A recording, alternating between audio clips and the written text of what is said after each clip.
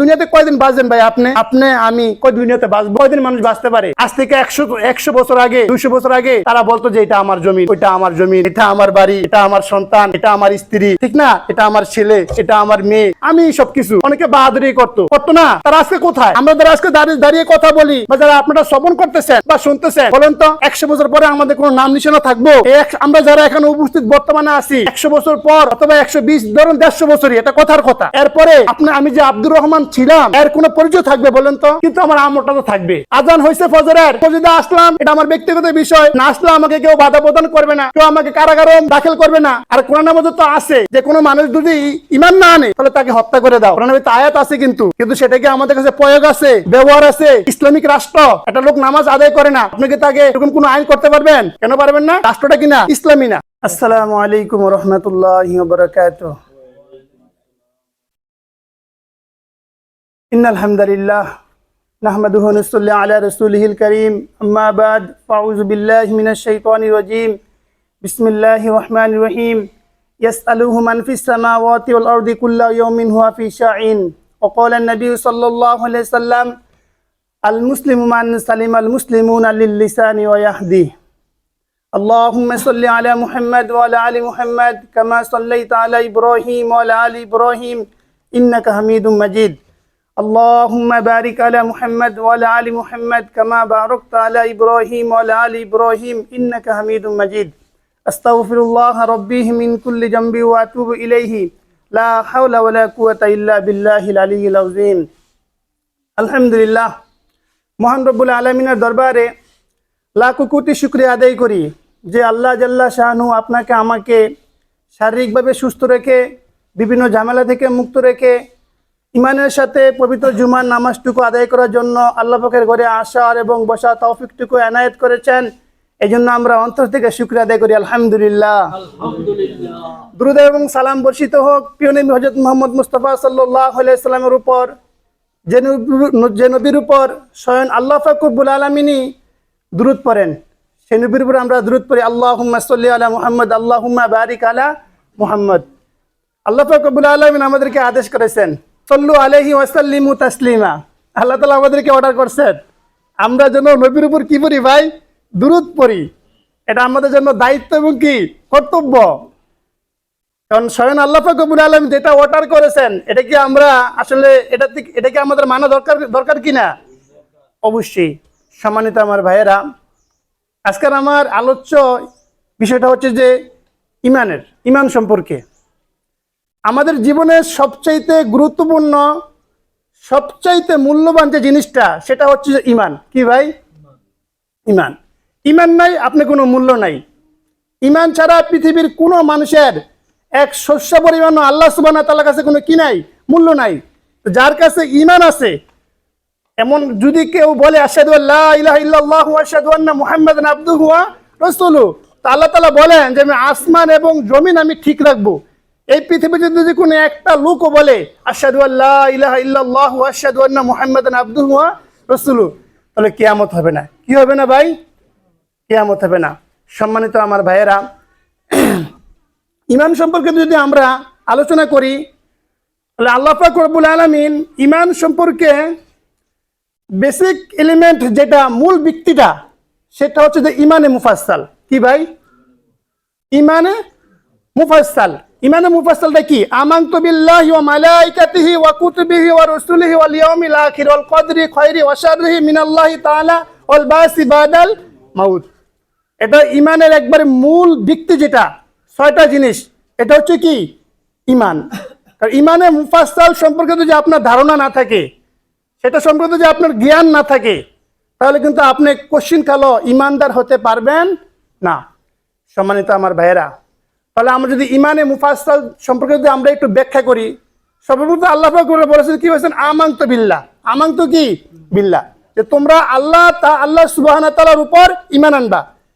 এখন আল্লাহ সুবহানাহু ওয়া তাআলার উপর আমরা যে ঈমান আনবো, আমাদের মাপকাঠি হচ্ছে যে স্বয়ং রাসূল কারীম সাল্লাল্লাহু আলাইহি ওয়াসাল্লাম। কিন্তু সাহাবায়ে কেরাম থেকেও আমাদের মাপকাঠি নেওয়া কি প্রয়োজন। আল্লাহ তাআলা বলেছেন আমিনু কামা আমানান নাস, যে তোমরা কেমন ঈমান আনবা? সাহাবায়ে কেরাম রাদিয়াল্লাহু তাআলা আনহু যেরকম ঈমান আনছেন, আমার আপনার জন্য ঠিক তেমনি কি আনতে হবে? ঈমান আনতে হবে। সাহাবায়ে কেরাম রাদিয়াল্লাহু আনহু তারা যে আল্লাহর হাবিব সাল্লাল্লাহু আলাইহি সাল্লাম যেই কথাটা তাদেরকে বলছেন, আল্লাহর হাবিব সাল্লাল্লাহু আলাইহি সাল্লাম যাহা বলছেন তারা ঠিক তাহাই বিশ্বাস করত, এর চুল পরিমাণ তারা ব্যতিক্রম করত না। ঈমান শব্দের অর্থ হচ্ছে যে বিশ্বাস করা।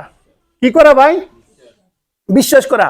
ঈমান ছোঁয়া যায় না, ঈমান ধরা যায় না, ঈমান দেখা যায় না, ঈমান বাজার থেকে ক্রয় করা যায় না, ঈমান বিক্রিও করা যায় না। ঈমান এমন একটা জিনিস, সেটা হচ্ছে তাকওয়া। সেটা হচ্ছে কি ভাই? তাকওয়া এবং বিশ্বাস। সাহাবায়ে কেরাম রাদিয়াল্লাহু আনহুর মধ্যে কেমন বিশ্বাস ছিল ঈমান সম্পর্কে? আল্লাহর হাবিব সাল্লাল্লাহু আলাইহি সাল্লাম বলেছেন, যে ব্যক্তি নামাজ আদায় করবে, অর্থাৎ যে ব্যক্তি 2 রাকাত নামাজ আদায় করবে, 2 রাকাত নামাজ আদায় করার পর এই ব্যক্তি আল্লাহ সুবহানাহু ওয়া তাআলার কাছে যদি প্রার্থনা করে, সে যদি ভালো কোনো জিনিস আল্লাহ সুবহানাহু ওয়া তাআলার কাছে প্রার্থনা করে, তো আল্লাহ তাআলা এটা কি করেন? কবুল করেন। এতে কোনো ভুল নাই। আল্লাহর হাবিব সাল্লাল্লাহু আলাইহি সাল্লাম বলেছেন যে তোমাদের মধ্যে যদি কোনো ব্যক্তি যদি 2 রাকাত নামাজ আদায় করে, আর 2 রাকাত নামাজ আদায় করার পর যদি এই ব্যক্তি যদি রিজিকের কোনো সমস্যা থাকে, তখন তারা আল্লাহ তাআলার কাছে প্রার্থনা করবে। ওই 2 রাকাত নামাজ আদায় করার পর যদি আল্লাহর কাছে প্রার্থনা করে যে আল্লাহ আমার রিজিকের সমস্যা, বা আমি অসুস্থ, বা আমি বিপদগ্রস্ত, বা আমার সমস্যার সমাধান হইতেছে না, তখন আল্লাহ সুবহানাহু ওয়া তাআলা তার ওই বিপদ থেকে মুক্ত করবেন, রিজিক থেকে তার রিজিক তাকে দান করবেন, যত সমস্যা আছে সব সমস্যা সমাধান করবেন। তার মূল 1 নম্বর কাজটা কি করতে হবে? 2 রাকাত নামাজ আদায় করতে হবে। এটা হলো সুন্নত তরিকা। এক সাধারণ সাহাবী, গ্রাম্য সাহাবী, এই ব্যক্তি রাসূল করিম সাল্লাল্লাহু আলাইহি সাল্লামের কথা তার জিহানে ছিল। আল্লাহর হাবিব সাল্লাল্লাহু আলাইহি সাল্লাম বলেছেন যে তুমি 2 রাকাত নামাজ আদায় করবে, তোমার যদি রিজিকের সমস্যা তুমি আল্লাহ তাআলার কাছে প্রার্থনা করবা। তিনি ঠিক রাসূল করিম সাল্লাল্লাহু আলাইহি সাল্লামের কথা অনুযায়ী তিনি 2 রাকাত নামাজ আদায় করলেন এবং আল্লাহ সুবহানাহু ওয়া তাআলার কাছে প্রার্থনা করেছেন, আল্লাহ আমার রিজিকের সমস্যা, আমার রিজিকের সমস্যাটা আপনি সমাধান করে দেন। তো তিনি প্রথমবার তিনি অজু করছেন, সুন্দরভাবে অজু করছেন, নামাজ আদায় করছেন, তার বাসায় তিনি ফিরছেন। তার বিবিকে প্রশ্ন করতেছেন যে রিজিকের কোনো ব্যবস্থা হয়েছে কিনা। তো তিনি এটা প্রশ্ন করার পর তার বিবি বলতেছেন না, রিজিকের কোনো ব্যবস্থা কিন্তু কি হয় নাই। তো তার মনের ভিতরে বিশ্বাস ছিল যে হয়তো আমার নামাজটা কবুল হয় নাই, বা আমার অজুর সমস্যা ছিল, কিন্তু বিশ্বনবী হযরত মুহাম্মদ মুস্তাফা সাল্লাল্লাহু আলাইহি সাল্লামের জবান থেকে যে কথাটা বাইর হবে এটা কোশ্চিন কালো মিথ্যা হইতে পারবে না, এই বিশ্বাস ছিল। তিনি পুনরায় আবার সুন্দর করে উত্তমভাবে তিনি আবার 2 রাকাত নামাজ আদায় করলেন। আদায় করার পর তিনি আবার আল্লাহ তাআলার কাছে প্রার্থনা করলেন যে আল্লাহ আমার রিজিকের ব্যবস্থা করো। তিনি আবার বাসায় ফিরছেন। বাসায় ফেরার পর তিনি আবার বলতেছেন, তার বিবিকে নক করতেছেন যে আমার বাসার মধ্যে রিজিকের কোনো ব্যবস্থা হয়েছে কিনা। তখন তার বিবি বলতেছেন যে না, রিজিকের তো কোনো ব্যবস্থা হয় নাই। তখন ওই সাহাবীর বিশ্বাস ছিল যে ঈমান জিনিসটা কি, আমি শুধু আপনাদেরকে জাস্ট এটাই বুঝাতে চাচ্ছি যে সাহাবায়ে কেরাম রাদিয়াল্লাহু আনহুর মধ্যে ঈমানের বিশ্বাসটা কেমন ছিল। আল্লাহর হাবিব সাল্লাল্লাহু আলাইহি সাল্লাম যদি বলেন যে আজকে সূর্য পূর্ব দিক থেকে না উঠে পশ্চিম দিক থেকে উঠবে, সাহাবায়ে কেরাম রাদিয়াল্লাহু আনহু তারা একেবারে তাদের যত এটা কখনো তারা অবিশ্বাস করবে না যে আল্লাহর হাবিব সাল্লাল্লাহু আলাইহি সাল্লাম যা বলেছেন এটা কোশ্চেন কালো মিথ্যা হইতে পারে না। তখন ওই সাহাবী কি করলেন যে এখনো মনে হয় যে আমার নামাজটা হয় নাই, আমার অজুটা হয়তো হয় নাই, বা আমার বিশ্বাসের মধ্যে কোনো ত্রুটি থাকতে পারে। এই সাহাবী তৃতীয়বার আবার তিনি সুন্দরভাবে উত্তমভাবে তিনি আবার সুন্দর করে অজু করলেন। অজু করার পর তিনি ধ্যান এবং খেয়াল খুশু খুজুর সহিত যেভাবে নামাজ পড়া দরকার, অর্থাৎ আল্লাহর হাবিব সাল্লাল্লাহু আলাইহি সাল্লাম যেভাবে নামাজটুকু আদায় করতেন তারা হুবাহুব সেম তারা খেয়াল করতেন যে রাসূল কারীম সাল্লাল্লাহু আলাইহি সাল্লাম কিভাবে নামাজ আদায় করে। তিনি তৃতীয়বার আবার সুন্দরভাবে তিনি অজু করে মসজিদে আসে 2 রাকাত নামাজ আদায় করে আল্লাহ তাআলার কাছে প্রার্থনা করতেছেন যে আল্লাহ আপনার হাবিব বলেছেন যে ব্যক্তি 2 রাকাত নামাজ আদায় করার পর আপনার কাছে যা কিছু চাইবে আপনি তাই দান করবেন। আপনার হাবিব বলেছেন যে ব্যক্তি 2 রাকাত নামাজ আদায় করবে আপনার কাছে রিজিকের জন্য প্রার্থনা করবে, আপনি তার দোয়াটা কবুল করবেন। হে আল্লাহ আমার রিজিকের সমস্যা আছে, আমি আপনার কাছে প্রার্থনা করতেছি আপনি আমার রিজিকের ব্যবস্থা করেন। তিনি যখন তৃতীয়বার নামাজটুকু শেষ করলেন, এই নামাজটুকু শেষ করার পর তিনি যখন আবার বাসায় ফিরলেন, তার বিবিকে বলতেছেন যে ঘরের মধ্যে রিজিকের কোনো ব্যবস্থা হয়েছে কিনা। তখন তার বিবি বলতেছে যে আমাদের ঘরের একটা একটা কোণার মধ্যে একটা জাতা ঘুরতেছে এবং আটা বের হইতেছে। এই দৃশ্য দেখে তার ঘরের মধ্যে যত আসবাবপত্র সামানাপত্র যাহা কিছু ছিল সব কিছু বরট করছেন। এখন এই আটা রাখার মতো আর কোনো কি জায়গা নাই। তখন তিনি যখন এই জাতাটা তিনি ধরতে গেছেন এবং দেখতে গেছেন, দেখার সাথে সাথে ওই জাতা থেকে আটা উঠে কি হয়েছে, বন্ধ হয়ে গেছে। দৌড়াইয়া সাহাবায়ে কেরাম রাদিয়াল্লাহু আনহু তিনি দৌড়াইয়া রাসূলের দরবারে গেলেন, যাই বলতেছেন, ইয়া রাসূলুল্লাহ, আপনি তো আমাকে বলেছিলেন যে 2 রাকাত নামাজ আদায় করলে রিজিকের ব্যবস্থা হয়। আমি প্রথমবার ওযু করলাম, নামাজ পড়লাম, আমার বাসায় ফিরলাম, আমি দেখি না রিজিকের কোনো ব্যবস্থা হয় নাই। পুনরায় যখন আবার আমি ওযু করলাম, মসজিদে আসলাম, 2 রাকাত নামাজ আদায় করলাম, দেখি যে না, আমাদের ঘরের মধ্যে রিজিকের কোনো ব্যবস্থা হয় নাই। আমি তৃতীয়বার আবার সুন্দর মতো ওযু করলাম, মসজিদে দাখিল হইলাম, আমি 2 রাকাত নামাজ আদায় করলাম, আল্লাহ তাআলার কাছে প্রার্থনা করলাম, আমি বাসায় ফিরলাম, যা দেখি যে আমার ঘরের ভিতরে একটা আটার জাতা ঘুরতেছে আর আটা বাইর হইতেছে। আমার ঘরের ভিতরে যত আসবাবপত্র আসলে সব কিছু আমি ভরট করলাম, এরপরে আটা রাখার মতো আর কোনো জায়গা নাই। এখন আমি দেখতে গেলাম যে আটাটা কোথায় থেকে উঠতেছে, এটা আমি শুধু একটু দেখতে গেলাম। দেখার সাথে সাথে দেখি যে আটা উঠে কি হয়ে গেছে, বন্ধ হয়ে গেছে। আল্লাহর হাবিব সাল্লাল্লাহু আলাইহি ওয়াসাল্লাম বললেন যে তুমি এটা কি করলা? তুমি যদি এটা ধরতে না যাইতা, দেখতে না যাইতা, তাহলে কিয়ামত পর্যন্ত এটা থেকে আটা কি হইতো, বাইর হইতো। সুবহানাল্লাহ। সম্মানিত আমার ভাইয়েরা, আমি শুধু একটা জিনিস আপনাদেরকে বোঝানোর জন্যই আমি ঘটনাটা টানলাম যে আল্লাহর হাবিব সাল্লাল্লাহু আলাইহি সাল্লামের কথা সাহাবায়ে কেরাম রাদিয়াল্লাহু তাআলা আনহু কেমন ভাবে বিশ্বাস করতেন। মূলত আমাদের ভিতরে কি সেই বিশ্বাসটা আছে? আমরা কি মানি কোরআন, মানি আমরা হাদিস, মানি আমরা রাসূলের তরিকা? আমাদের মধ্যে কি সেটা আছে যে কোরআন যে আমাদেরকে বারবার শিক্ষা দিতেছে, ওয়াকিমুস সালাতা ওয়াতুজ যাকাতা ওয়ারকাউ মা'আর রাকিন, তোমরা নামাজ আদায় করো, তোমরা যাকাত প্রদান করো, তোমরা বেশি বেশি আল্লাহ তাআলার কাছে রুকু করো, সেজদা করো। আমরা কি সেই আমলটুকু করি ভাই? আসলে সম্মানিত আমার ভাইরা, যদি আপনি খাস ইমানদার হইতে চান, আপনি মুমিন হইতে চান, আপনি মুত্তাকিন হইতে চান, তাহলে আপনার জন্য ইমানে মুফাসসাল যে শিক্ষা আপনাকে দিয়েছে সেই শিক্ষা আপনি অর্জন করতে হবে। এর মাঝে 1 নাম্বার কি, আমানতু বিল্লাহ, সর্বপ্রথম আপনি কি আনবেন? ঈমান আনবেন। এটা হলো 1 নাম্বার গুণ। 2 নম্বরে ওয়া মালাইকা, মালাইকা বুঝেন, সেটা হলো ফেরেশতা। সেটা হচ্ছে কি ভাই? ফেরেশতা। ফেরেশতা, এই ফেরেশতারা আমাদের জীবনে, আমরা যখন মায়ের গর্ভে ছিলাম সেখানেও তারা আমাদের সেবা করছেন। যখন আমরা মায়ের গর্ভে ছিলাম সেখানেও আমাদের সেবা করছেন। যখন আমরা দুনিয়াতে আসমু, আমাদের আসার পূর্ব মুহূর্তেও তারা আমাদের সেবা করছেন। যখন দুনিয়াতে আসার সময় হয়ে গেছেন, আমরা জানি যে বাচ্চা যখন ভূমিষ্ঠ হয় এর আগে বাচ্চাটাকে ফেরেশতারা ঘুরান, মায়ের পেট থেকে কি করেন ভাই? বাচ্চাটাকে ঘুরান। তার পাগুলা থাকে নিচের দিকে, মাথাটা থাকে উপরের দিকে। মায়ের যখন ভীষণ ব্যথা যখন আরম্ভ হয়, সেটা ব্যথাটা কোন সময় আরম্ভ হয়? যখন বাচ্চাটাকে ঘুরায়। বাচ্চাটাকে কি করে ভাই? ঘুরায়। যখন বাচ্চাটা পৃথিবীতে আসার জন্য তার মাথাটা কি কোন দিকে দেয়? আগে প্রথম দিকে আনে। মায়েরা সবচেয়ে বেশি কষ্ট পায় ওই সময়। সম্মানিত মুসলিম কেরাম, এই কাজটা কারা করে ভাই? ফেরেশতারা। ফেরেশতারা আমাদের সার্বিক কল্যাণে নিয়োজিত। তারা সার্বিক কল্যাণে আমাদের নিয়োজিত। আমরা যখন ঘুমাইতে যাই, আমরা কি দোয়া পড়ি? আল্লাহুম্মা বিসমিকা আমুতু ওয়া হিয়া। আমরা বলি আল্লাহুম্মা, হে আল্লাহ, বিসমিকা, আমি তোমার নামে, আমুতু, আমি মরতেছি, ওয়া হিয়া, এবং আমি জীবিত হই। দোয়াটার অর্থ বুঝছেন? আমরা যে ঘুমাইতে যাই তখন আমরা দোয়া পড়িনি আল্লাহুম্মা বিসমিকা আমুতু ওয়া হিয়া।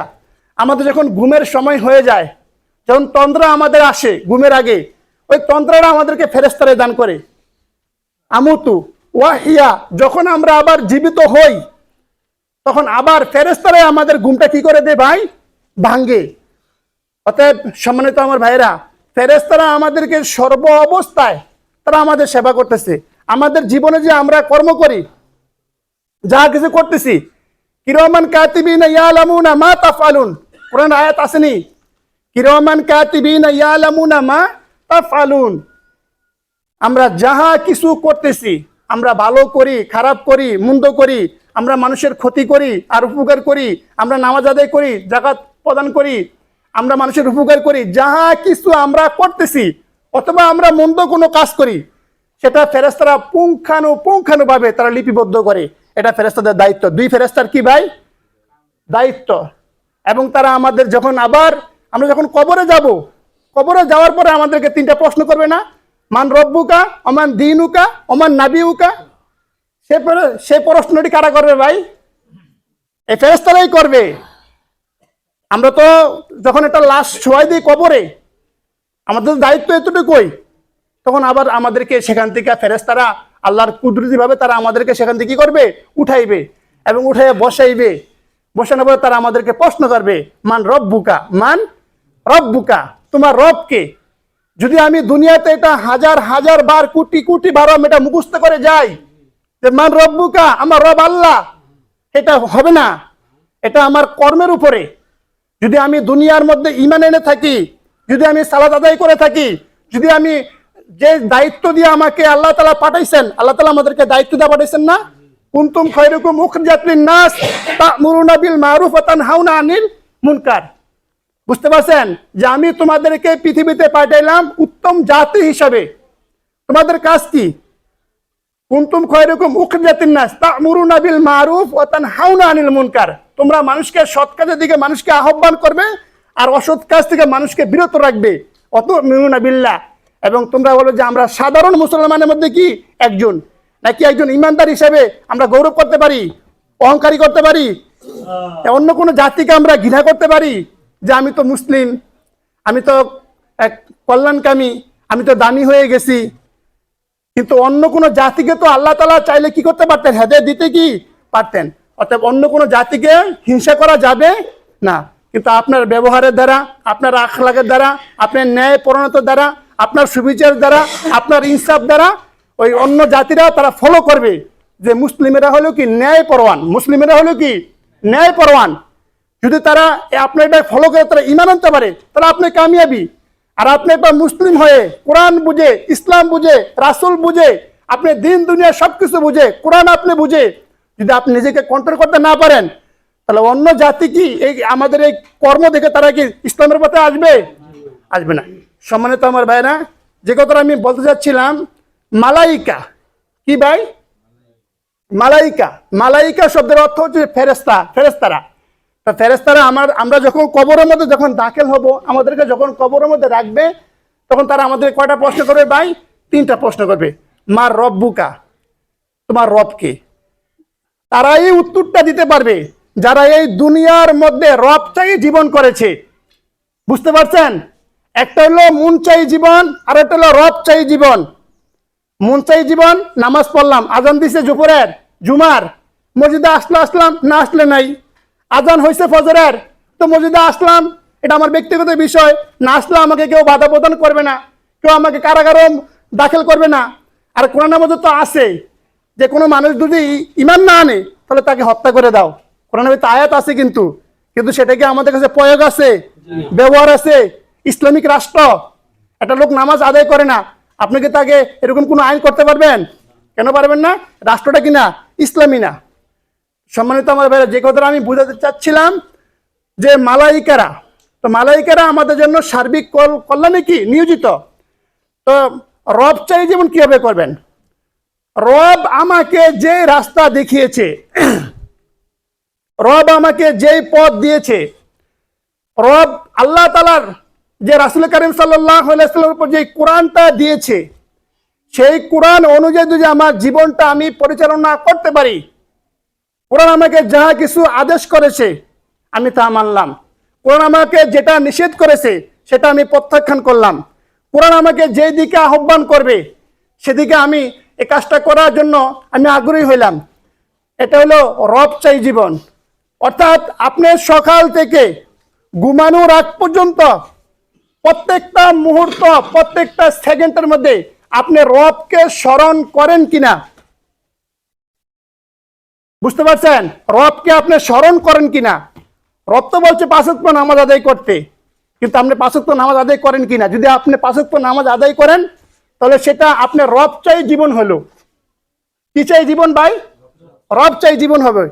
যদি আমি এরকম বাজে আল্লাহর প্রত্যেকটা হুকুমকে মানার জন্য যদি আমি চেষ্টা করতে পারি, তাহলে আমার জীবনটা হবে রব চাই তখন যখন ফেরেশতারা আমারে বলবে মা রব্বুকা, তোমার রবকে, তখন আমি বলতে পারবো রব্বি আল্লাহ, রব্বি আল্লাহ, আমার রব হচ্ছে আল্লাহ। বুঝতে পারছেন? আর যদি আমি দুনিয়াতে এটা হাজার হাজার বারো মুখস্থ করি যে রব্বি আল্লাহ, আমার রব আল্লাহ, এটা বিন্দু পরিমাণে আপনার জিহানে তখন আসবে না। তখন প্রশ্ন করবে ওমান দিনুকা, ওমান দিনুকা, যে তোমার দিন কি? আমাদের দিন কি ভাই? ইসলাম। আলহামদুলিল্লাহ, আমাদের দিন যে ইসলাম, এটা নামটা কে রাখছে জানেন? বলতে পারবেন? যে আমরা যে আমাদের যে ইসলাম ধর্মটা বা আমরা যে মুসলিম, এটা রাখছে ইব্রাহিম আলাইহিস সালাম। ইব্রাহিম আলাইহিস সালাম আমাদের এই নামটা রাখছেন মুসলিম। সেই মুসলিম আমরা, ঠিক আছে? মুসলিম নাম রাখছে আমাদের ইসলাহ করার জন্য। মুসলিম শব্দটা কোথা থেকে আসবে? ইসলাহ করার জন্য। ইসলাহ, ইসলাম মানে নিজেকে সংশোধন করা, আত্মশুদ্ধি করা। মুসলমানেরা কি করবে? নিজেকে কন্ট্রোল করবে, আত্মশুদ্ধি করবে, তারা ন্যায়পরায়ণ হবে। আর মুসলমানের এই ন্যায়পরায়ণতা দেখে পৃথিবীর সমস্ত কাফের মুশরিক যারা বেঈমান, তারা কি আনবে? ঈমান আনবে।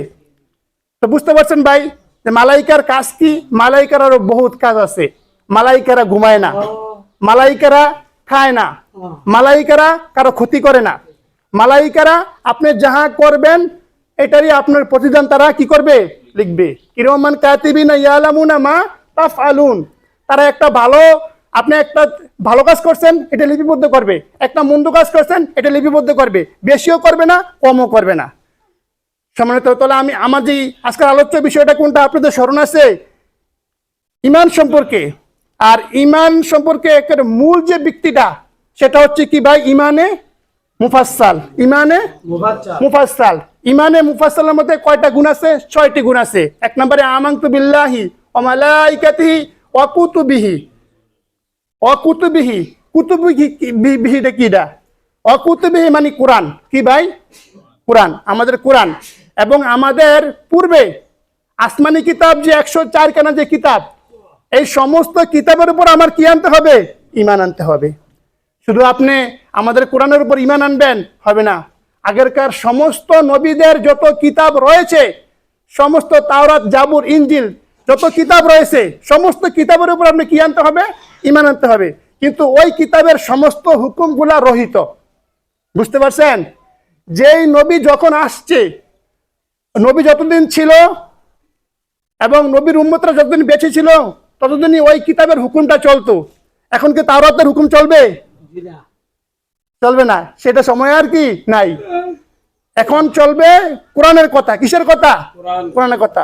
তো সম্মানিত আমার ভাইয়েরা, যে কোরআনের জন্য আল্লাহ পাক রব্বুল আলামিন আমাদেরকে সৃষ্টি করেছেন। আর কোরআনের বিশেষ কি? আমানতু বিল্লাহি ওয়া মালাইকাতিহি ওয়া কুতুবিহি, যে কিতাবটা দেখেন ভাই, আল্লাহ পাক রব্বুল আলামিন আপনাকে আমাকে এমন একটা কিতাব দান করেছে। আল্লাহু আকবার। ওয়ানাজ্জালনা আলাইকাল কিতাবা তিবয়ানাল লিকুল্লি শাইইন ওয়া হুদা ওয়া রাহমাতু ওয়া বুশরা লিল মুসলিমিন। এই আয়াতটা খুবই একটা গুরুত্বপূর্ণ একটা আয়াত। বুঝতে পারছেন? যে ওয়ানাজ্জালনা আলাইকাল কিতাব, আমি তোমাদের মাঝে এমন একটা কিতাব আমি নাজিল করেছি। ওয়া হুদা, এটা তোমাদের জন্য হেদায়েত। ওয়া রাহমা, এটা তোমাদের জন্য রহমত। ওয়া বুশরা, এটা তোমাদের জন্য সুসংবাদ। লিল মুসলিমিন, মুসলমানের জন্য না কাফেরের জন্য? মুসলমানের জন্য এটা একটা সুসংবাদ। দুঃখ এবং পরিতাপের বিষয়, এত বড় মহাগ্রন্থ আল কোরআন, এত সম্মানিত, এত মর্যাদাশীল কিতাব, যেটা আল্লাহ তাআলা আমাদেরকে নাজিল করেছেন, সেই কোরআনটা সম্পর্কে আমাদের কি আসলে ন্যূনতম কোনো জ্ঞান আছে? আমরা কি বুঝতে পারছি? আমাদের কি জানার ইচ্ছা আছে? দেখেন, কয়টা মুসলিম আমার ভাইয়েরা কোরআন পড়তে পারে? কয়টা আমার মুসলিম ভাইয়েরা কোরআনের অর্থ বুঝে? কয়টা আমার মুসলিম ভাইয়েরা কোরআন দ্বারা তার নিজেকে একটু সংশোধন করার চেষ্টা করে? কিন্তু আল্লাহ তাআলা তো বলেছেন যে এটা রহমত। এটা কি? রহমত। কিন্তু রহমতকে আমরা নিতে পেরেছি? আল্লাহ পাক রব্বুল আলামিন সূরা ফাতিহার মধ্যে আল্লাহ তাআলা যে রহমত রেখেছেন, মাত্র সূরা ফাতিহাটা, আপনি যত বড় রোগী হন, যত বড়ই আপনি রোগ আক্রান্ত হয়ে যান, সাহাবে কেরামের এমন অনেক ইতিহাস আছে যে তারা শুধু কোরআনটা পড়ে, তারা একটু নিঃশ্বাস, একটু ফু দিছেন, দুম ফালাইছেন, সাথে সাথে তার অসুস্থ রোগী কি হয়ে গেছে? সুস্থ হয়ে গেছে। এখনকার যে আপনারা বড় বড় হুজুরের কাছে যান একটু পানি পড়ার জন্য, একটু ফুয়ের জন্য বা একটু ঝাড়ার জন্য, যান কিনা? আপনারা জানেননি যে হুজুরেরা কোন সূরাটা পাঠ করে? শুধু আলহামদুলিল্লাহ, অন্যান্য সূরার সাথে, অন্যান্য আয়াতের সাথে একটা লাজিম সূরা ফাতিহা রাখবেই। বুঝতে পারছেন নি? এই যে আপনারা একটু পানি পড়ার জন্য যান বা একটু ফু দেওয়ার জন্য বা আপনার বাচ্চাকে একটু ঝাড়ানোর জন্য যান, অন্যান্য যত আয়াত পড়বে এর সাথে সূরা ফাতিহাটা রাখবেই। অর্থাৎ এটা ছাড়া সম্ভব না। সম্মানিত আমার ভাইরা, চেষ্টা করবেন নি কোরআন বোঝার জন্য, মানার জন্য, কোরআন দ্বারা জীবনটা গড়ানোর জন্য। নিয়ত করেন যে এবার এই পশ্চিম বক্সর জামে মসজিদের মধ্যে রমজানের মধ্যে একটা কোরআনের একটা আয়োজন করেন। একটা হুজুর ঢাকার থেকে ভাড়া করে আনার পর 10 জন 20 জন 30 জনে আপনারা মিলে একটু সময় দেন, 1 ঘন্টা সময় দেন, 2 ঘন্টা সময় দেন, কোরআনটা শেখার চেষ্টা করেন। আপনি যদি কোরআন বোঝার জন্য একবার সর্বপ্রথম 29টা হরফ যদি আপনি না জানেন, তাহলে 29টা হরফ থেকে আপনাকে সেটা তারা শিক্ষা দিবে। আলিফ বা তা সা এইভাবে 29টা হরফ আছে না, এখান থেকে শিক্ষা দিবে। জাস্ট আপনি 1 মাস একটু কষ্ট করেন, 1 মাস কষ্ট করবেন এবং 24 ঘন্টা তো না, আপনি 1 ঘন্টা সময় বা 2 ঘন্টা সময় একটু সময় দেন। এভাবে 10 জনে 20 জনে মিললা 1,000 টাকা করে নেন, 20 জনে 20,000 টাকা নেন, একজনকে আমির বানান, 20,000 টাকা একজনের কাছে রাখেন, সময় একটা ফিক্সড করেন। এভাবে আপনি একটা মাস শ্রম দেন। হাজার হাজার আলেম আছে, হাজার হাজার এরকম মুস্তাদ রয়েছে, তারা আপনাদেরকে কোরআন শিক্ষার জন্য তারা প্রস্তুত। এমন একটা আয়োজন করেন যে কোরআনটা শিখবেন, কোরআন দ্বারা জীবন গঠন করবেন। ইচ্ছা করলে কি সম্ভব না? সাহাবায়ে কেরাম রাদিয়াল্লাহু আনহু যারা, তাদের কি ছোট বয়সী কোরআনটা নাজিল হয়েছিল? অল্প বয়সী কোরআনটা নাজিল হয়েছিল। কারো বয়স ছিল 20 বছর, কারো বয়স 40 বছর, কারো বয়স 60 বছর, কারো বয়স 100 বছর। ওই সময় যদি কোরআনটা নাজিল হয়ে থাকে, তারা যদি কোরআনটা শিখতে পারে, কোরআনটা মানতে পারে, কোরআন অনুযায়ী জীবনযাপন করতে পারে, তাহলে আমরা কি ইচ্ছা করলে পারি না? রাসূল কারীম সাল্লাল্লাহু আলাইহি সাল্লাম কি বলেছেন? সেম কথাটা মুসা আলাইহিস সালাতু ওয়াস সালামও বলেছেন যে মানুষের দুলনা থেকে মৃত্যুর আগ পর্যন্ত শিক্ষার সময়। আমরা তো মনে করি যে একটু বয়স্ক হইলে, ছেলে হইলে, মেয়ে হইলে বা বিয়ে শাদী করলে বা একটু যুবকে পরিণত হইলে আমরা মনে করি যে আমাদের শিক্ষার সময় কি চলে গেছে। কিন্তু আমাদের নবী বুইস্তু মুআল্লিমু, যিনি সমস্ত শিক্ষকের শিক্ষক, যাকে আল্লাহ তাআলা শিক্ষক হিসেবে দুনিয়াতে প্রেরণ করছেন, সে নবী বলেছেন যে তোমাদের শিক্ষার সময়টা হচ্ছে দোলনা থেকে কবরে যাওয়ার আগ পর্যন্ত তোমরা শিখতে পারো। এমন একটা, যে কথাটা বললাম, এমন একটা নিয়ত করেন, জীবনটা সুন্দর হবে। বা দুনিয়াতে কয়দিন বাঁচবেন ভাই? আপনি আমি কয় দুনিয়াতে বাঁচবো? কয়দিন মানুষ বাঁচতে পারে? আজ থেকে 100 বছর আগে, 200 বছর আগে তারা বলতো যে এটা আমার জমিন, ওইটা আমার জমিন, এটা আমার বাড়ি, এটা আমার সন্তান, এটা আমার স্ত্রী, ঠিক না, এটা আমার ছেলে, এটা আমার মেয়ে, আমি সবকিছু। অনেকে বাহাদুরি করতো না? তারা আজকে কোথায়? আমরা যারা আজকে দাঁড়িয়ে কথা বলি বা যারা আপনারা শ্রবণ করতেছেন বা শুনতেছেন, বলেন তো 100 বছর পরে আমাদের কোনো নাম নিশানা থাকবো? আমরা যারা এখানে উপস্থিত বর্তমানে আছি, 100 বছর পর অথবা 120, ধরুন 150 বছরই, এটা কথার কথা। এরপরে আমি যে আব্দুর রহমান ছিলাম, এর কোনো পরিচয় থাকবে বলেন তো? কিন্তু আমার আমলটা তো থাকবে। আমি দুনিয়াতে যদি ভালো করে থাকি বা মন্দ করে থাকি, আমি যাহা কিছু করেছি এই আমলটা থাকবে না? তো কোরআন সম্পর্কে ভাই আমি কিছু কথা বলার চেষ্টা করলাম। তো আমানতু বিল্লাহি ওয়া মালাইকাতিহি ওয়া কুতুবিহি ওয়া রুসুলিহি। রসুল, সম্মানিত আমার ভাইয়েরা, প্রত্যেকটা নবী রাসূল ছিল নিষ্পাপ। কি ভাই? নিষ্পাপ। এবং প্রত্যেকটা নবী রাসূল দুনিয়াতে প্রেরণ হয়েছে ন্যায় নীতির উপরে, ইনসাফের উপরে, সত্যবাদিতার উপরে।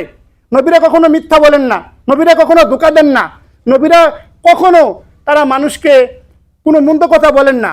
প্রত্যেকটা নবী ছিলেন ন্যায় পরওয়ান এবং প্রত্যেকটা নবীকে আল্লাহ তাআলা কোনো গোলামের ঘরে পাঠান নাই।